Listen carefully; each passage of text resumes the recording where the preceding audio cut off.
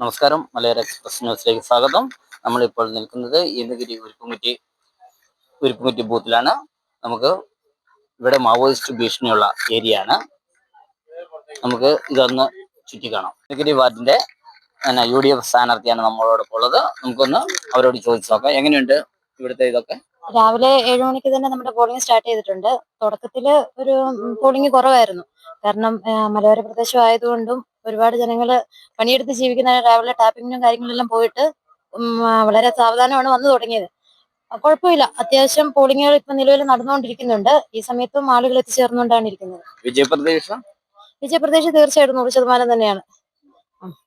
LDF സ്ഥാനാർത്ഥിയായ Manju രതീഷിനൊപ്പമാണ് നമ്മൾ നിൽക്കുന്നത്. മഞ്ജു ചേച്ചിയോട് ഒന്ന് ചോദിച്ചു നോക്കാം. ചേച്ചി, എങ്ങനെയുണ്ടായിരുന്നു ഇലക്ഷൻ ഇതൊക്കെ? കുഴപ്പമില്ല, നല്ല വിജയപ്രതീക്ഷയുണ്ട്. ഫുള്ള് വോട്ട് പിടിക്കുന്ന പ്രതീക്ഷയുണ്ട്. രാവിലെ ഇറങ്ങിയതാണോ? രാവിലെ ഇറങ്ങിയതാ. അല്ലേ? ഓക്കെ, ശരി.